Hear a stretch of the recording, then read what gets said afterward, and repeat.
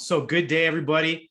We're here on TLU, and we've got Brian Panish and Jesse Creed, and me, I'm Matthew Stumpf. I'll be moderating today. And Brian and Jesse are here to talk about the Southern California gas leak cases related to the massive environmental disaster that happened in the Porter Ranch, California area. And Jesse and Brian, good morning. I'll let you guys tell us a little bit about background of this case and what happened.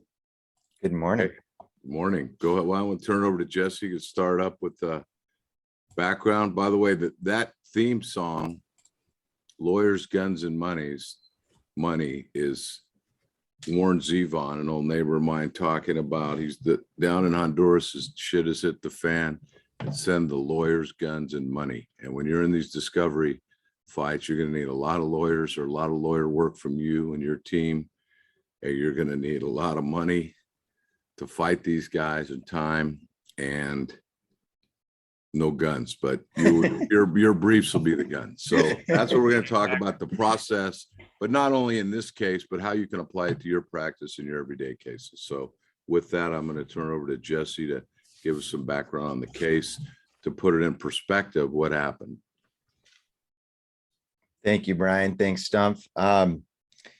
First, I don't know what it looks like to everybody else. Does everyone see the slideshow? Okay. Looks good. All right. So yeah, this case started in October 2015 when there was an oil and gas well that blew out in Los Angeles, and it spewed 109,000 metric tons of toxic chemicals in the area. The blowout lasted 4 months. And just so you have perspective, 109,000 metric tons, what does that mean? How do you think about that? It's enough to power 190,000 homes in Los Angeles. And it's basically the same as just lighting 1 billion gallons of gasoline and spewing all that carbon dioxide into the air. So it was a huge economic, environmental disaster. This is a little video. Brian, you want to talk about this video? Yeah, so early on, as in any case, whether it be an auto accident or a toxic case, you want to get out on the scene right away and document the scene. So this facility is a secure facility. You can't go anywhere near it, for many reasons, including terrorist attacks and such. So it has top security. So what we had to do, we had to figure we wanted to be able to see this. So we got a drone and we flew over there, and we used this FLIR technology. Once we did this, we put it out once, everybody wanted it. We have our name on it, and you see it constantly throughout the case. So we were kind of setting the theme. When everything was cleaned up and everyone said it was fine, we want to make sure we can prove what it was really like. So we had this done and wanted to show Jesse. It's speeded up a little. Yeah. And Brian, what's a FLIR camera? You can explain. Okay. All right. So the emissions, you can't see them. They're not visible. And so a FLIR camera, they actually use them now in home inspections. They'll go through your house and they'll use a FLIR camera to see if there's water or leakage or anything like that anywhere. So it's a camera, it's an infrared camera, and you can see the gas. So I'll play this video. Is that kind of the purple stuff you see above the hill there? Yep. Yes. You'll see it when You'll see it. It's like the cloud at the top. Okay. So this is just regular footage. And then this is the FLIR footage. And you see it just blowing through. Right. Into the neighborhood. Constantly for 4 months. And it smelled like rotten eggs, and people were getting sick and all kinds of problems. We're going to get up to that. But imagine living there and looking outside. You can't really see it all, but you can smell it. And it smelled really bad, like rotten eggs. Right. And we were dealing with a defendant who was, of course, denying that it was that bad or there was really much. Well, no, they said there was no their whole theme was there's no long-term health risk. It's just a little, discomfort, or what was the word they used? Discomfort. And all the readings, they kept saying all the readings in the community were below background levels or not even recognizable. So this was important to show visually that actually you were seeing the gas go right into the And community. they weren't taking any readings themselves, and they were kind of preventing the government from getting a lot of the information. So Right. this was critical in kind of setting the stage for what was going to happen in the kids. This is at the school. Right. By the way, my schools had to be closed down, kids had to be relocated and such. Yeah, that's the next, we'll get to that. Okay. Looks like Okay. All right, I'll pause. We'll go to the next slide here. Well, sure. And just briefly, and I don't know if I'm jumping the gun here, Jesse, but what Jesse, happened? you got to click the bottom of your screen. Click off Elon Musk, and now they're all on.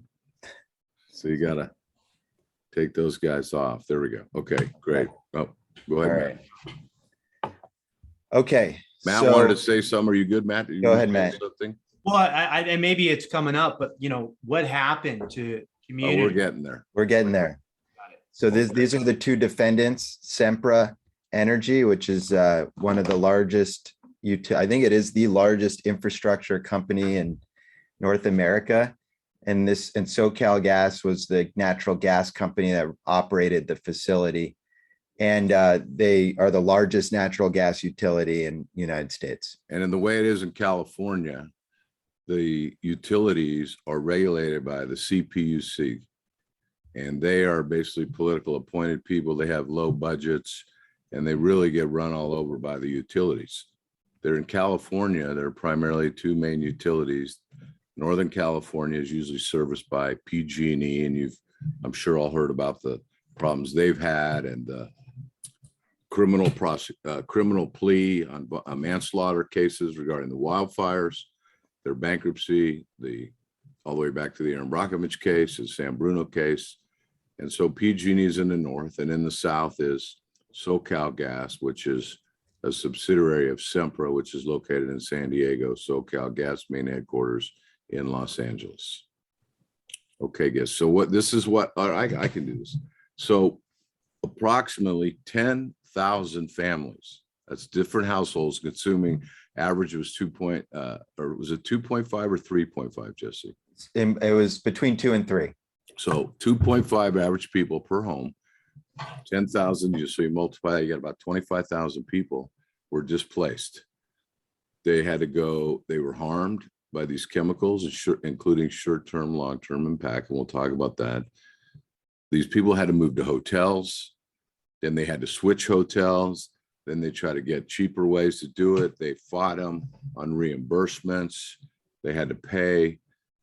They didn't get some of the money back, and it was a battle, and they were basically fighting and attacking some of the victims that were submitting claims, and they were trying to show, oh, people were making fraudulent claims and such, which they were really not successful at all. 36,000 plaintiffs eventually filed lawsuits in Los Angeles County, and eventually, which is not paid yet, hopefully in a month, the 1.8 billion settlement was reached. But the story is really, how did you get there? And that's as Steve Jobs says, the journey is the reward. So we're going to talk to you about the journey and how we got there and how you can use that in your cases, large or small. Okay. So now, all right, maximizing case value. I've recently been reading a lot and studying about Angela Duckworth, who's a professor at the University of Pennsylvania. She studies grit. I'm sure you've all heard of it. Grit is passion and perseverance and caring about your client and cause. All of you have that. That's why you're here today. But I suggest you get this book. That's why I put it up there, Angela Duckworth, The Power of Passion and Perseverance. And what Angela did was she was working on Wall Street and doing really well, but she wasn't feeling fulfilled. And so she went back, she taught in the New York City school system in a lower income high school. And many of the kids were at risk, young pregnancy, drugs, gangs, violence, families, single parent issues, all of those in an inner city school. And she was trying to study, because she had a psychology background, how did you determine which students were doing the best? And what she found after studying it there, she studied at the Naval Academy and other companies and such, and she developed the grit scale. So you Google that, give yourself your grit scale, see how you do. At the end of the, we'll check your score. But she found that it was the people not that had the highest GPA, highest test score, most attractive, best physical athlete. It was the people that had the passion and perseverance, that never gave up, that when they failed, they continued to strive and they continued to work hard and they didn't get deterred. And that was grit. And that what really determined what people were successful in high school. And I believe that in life, and certainly as a lawyer, a plaintiff lawyer, fighting these fights, you need the grit. And where you really need it, you need it in trial. Obviously, every day is up and down like a roller coaster. You got to bounce back. You're not going to always have a great day. But in this discovery process, it goes on here in California much too long, but for years. And you're fighting and you're getting a response. You get objections and they dribble a little more. And it's to keep going and fighting and persevering and keeping their feet to the fire that's going to really help your clients maximize and increase their recovery ultimately in the case. And whether it's 36,000 plaintiffs or one individual plaintiff, it makes a difference. You got to have grit, study it. It's important. All right, Jesse. All right, Brian, I actually have a question on this. What is passion and what is perseverance? I mean, I think we all understand it. We think about it. We probably have a sense of it, but how would you define passion? How would you define perseverance? I would define passion as somebody that gives their all for what they believe in and believing you're doing the right thing.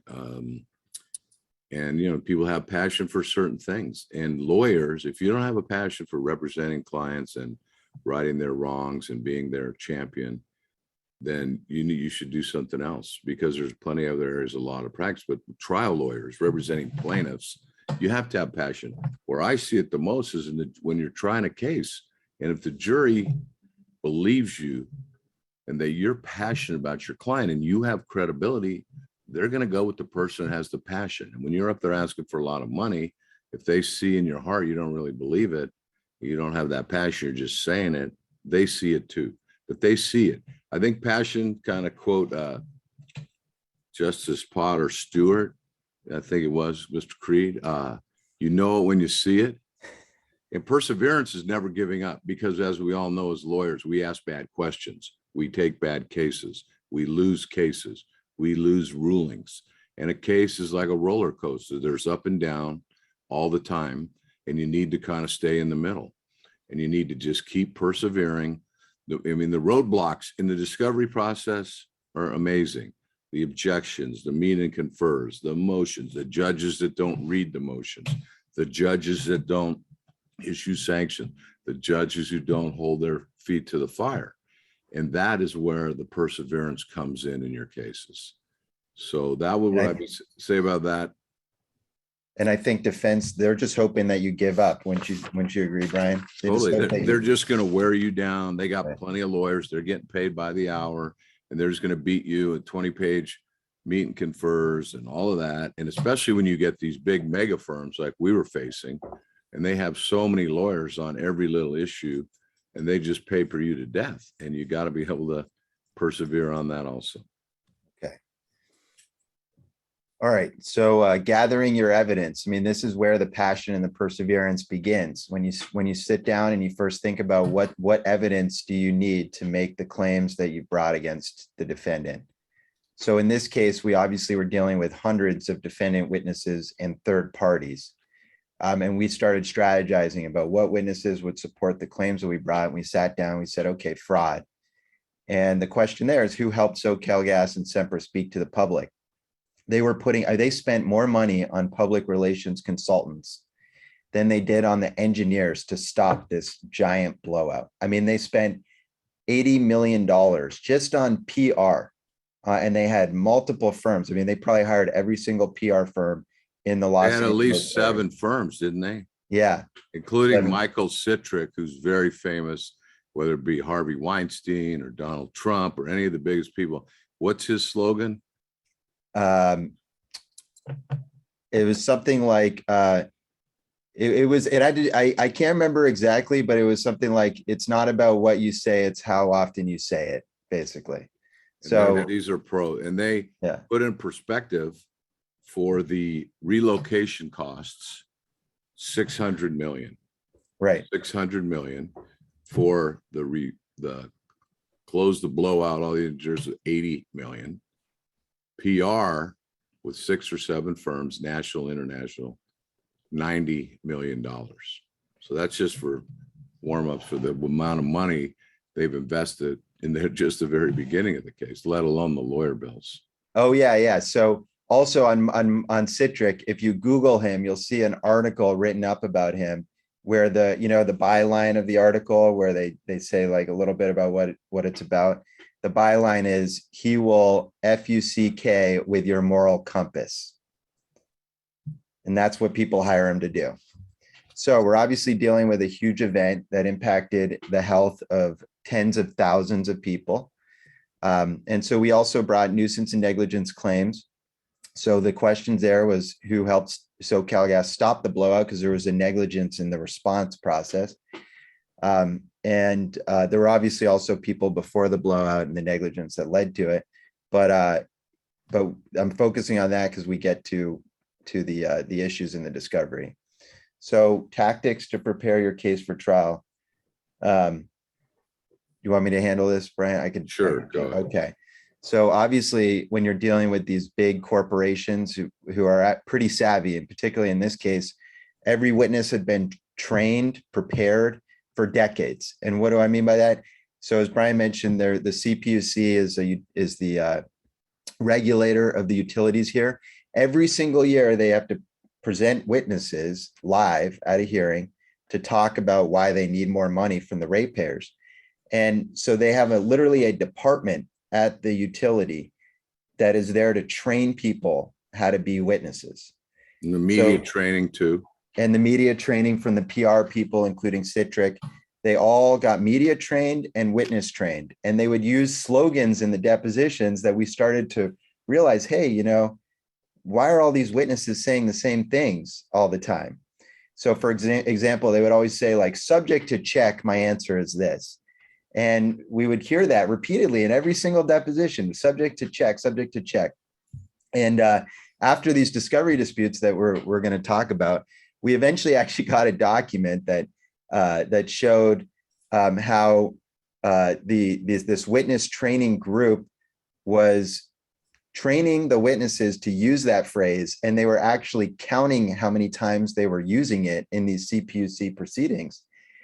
As a way to basically tell them to use it more or less, or to go back and be able to supplement the record. Hey, Jesse, speaking of the supplementing the record here, explain for everyone how the CPUC works, how the utilities get their money to operate, and how is it that they can just charge the ratepayers back? Yeah, so the CPUC in California, they have to approve all ratepayer. So whatever money the utility goes out and collects from the ratepayer, every bill you get is approved by the CPUC effectively. So they present testimony, and they are supposed to explain what is why it's reasonable and necessary, I think is the standard to get compensation for the cost of that service. And in this case, they divided up the utility into different divisions. So there was distribution and transmission and storage. And our case was about storage because that's where the blowout happened. And so year after year, they would present testimony to the CPUC, which became incredibly useful for us. And we'll get to that on the documents issue, because it showed every year what they said the service was needed. And it also identified all the problems they were having with the service, because the reason they would go into the CPUC and say, we need money to fix this problem, to maintain that pipe, to fix all the leaks that are happening out in the well. And it would show that they were not doing anything. And of course, they would say that their hands were tied because the CPUC needed to approve what they were doing, which was not true. So that was one of the lies they said in discovery. And the CPUC does not need to approve any program or plan that they do. All they approve is how much money they can collect. Once they collect that money, the utility can do whatever they want with it. They can prioritize whatever maintenance or service they need to do. So and talk about the dividends. and the dividends go up to the CPUC has to prove all the dividends that the utility can make to Sempra. And so we actually would compare how the money they would get for dividends to Sempra to how much they were spending on actually maintaining their system, which is massive. I mean, we're talking billions and billions of dollars. It's a massive system. And they were giving billions of dividends up to Sempra too. So that was a great comparison that we used. So with documents, there's obviously different sources, party documents, third-party documents, public documents, which is what I was talking about. So don't just rely on the discovery you're getting from the defendant or discovery you can get. You really got to go on the internet and scour it for all the material you can get about not just your defendant, not just the incident, but each individual witness. Go to their LinkedIn profiles, go to the CPUC websites or whatever public regulator there is for that entity. So if you have a trucking case, you obviously go to the Motor Carrier Safety Administration. Go and search, and oftentimes particularly in trucking cases, they'll have these shell companies that are using licenses in various ways. So you really got to dig deeper and be very persistent in figuring out who's being licensed here, who's regulating them, what rules apply to them, and go to all the public resources you can. Jesse, just my friend Justin Kahn wants to know about Sempra. And Justin, Sempra is the holding company or parent company of the utility, Southern California Gas Company. They also own utilities throughout Latin America and Mexico, Louisiana, and other parts of the United States. And just, I think it would be helpful also to explain natural gas and storage facilities and how that works, so everyone has a perspective. Okay, so this was definitely a huge learning curve for everyone on this case because it doesn't come up in too many cases. But the natural gas system that go, so I know people are from all over the country. So in some states, they don't even have a natural gas distribution system. They use propane tanks, they bring it to it. But in California, at least, and in a lot of other states, we all have gas that goes directly to our house. And the way it works is that there's pipelines that run and they distribute gas to each house. There's also, and those are called distribution pipes. There's transmission pipes, which take all the natural gas from mostly the Permian Basin in Texas, and where they actually dig up all the gas, and it moves the gas from the producers, the people who are actually digging for the gas, all the way to the companies who are distributing it, like SoCalGas. So they transmit it to California. Once it gets there, throughout the year, there's different peaks and loads. So in the heart of winter, people turn their furnace on and are using a lot of gas. In the summer, there's not as much gas being used in the households, but there's a lot of power plants that run on natural gas. And when you turn your air conditioner on, everyone's turning it on. In the summertime, more power is used. So there's two peaks, at least in California.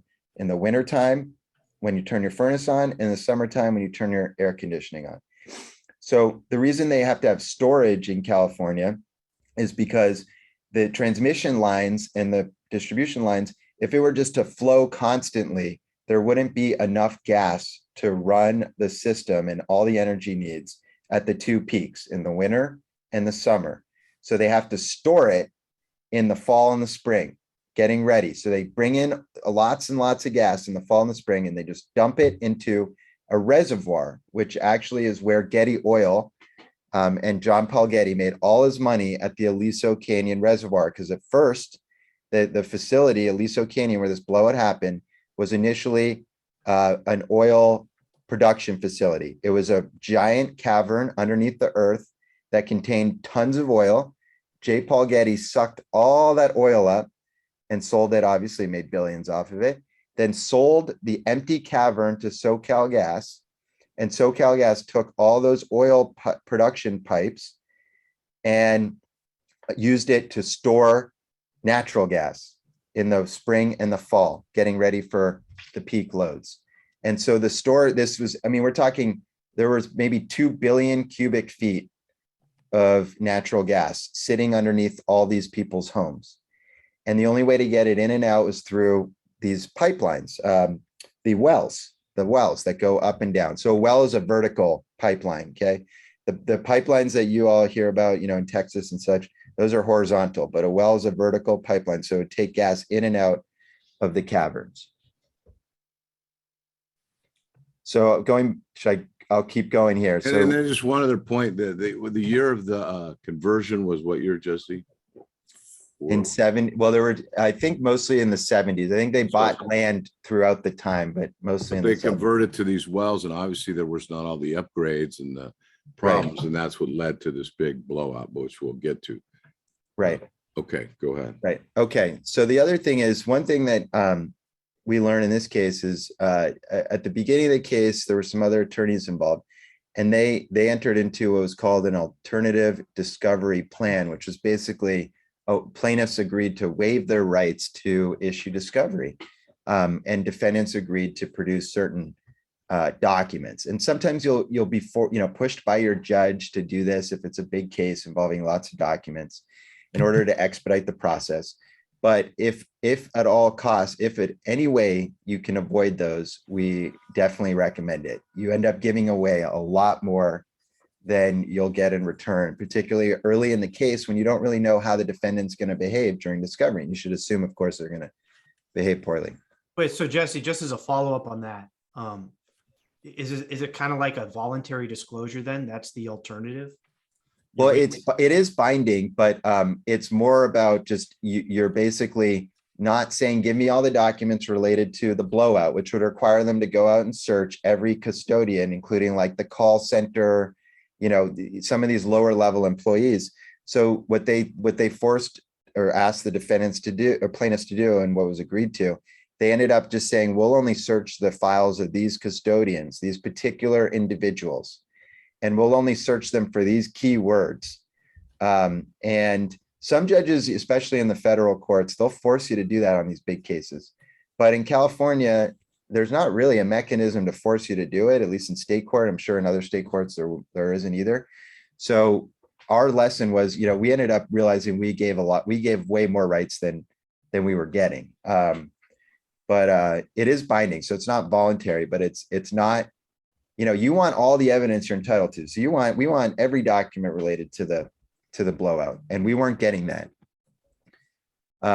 Okay, ways to use documents. I mean, obviously the three big ways are party admission. So any statement by the other party can be substantive evidence at the time of trial. And so you can use the document that way. Impeachment. So you're obviously getting lots of witnesses here who say they don't remember any bad fact. But of course they remember every good fact for their case. So you need these documents to impeach them when they're not remembering the bad facts or the unfavorable facts. And then obviously refreshing their recollections another way, if it might be, particularly if it's not a party admission document and you want to use it to refresh the recollection of the witness. Let me on that, these witnesses were so skilled in not answering questions that all of our depositions were scripted out using documents. Their testimony in the CPC that Jesse mentioned, many of these witnesses submitted extensive declarations written by lawyers requesting money and talking about problems. So every question you had to ask, you either had to have a document or testimony to verify it, otherwise they would never admit it. And even when you had them and you showed them, they'll just say they don't recall. So that is why the documents are so critical when you have witnesses that don't respond to questions. Eventually we got some help from the court, but that took a lot of work also.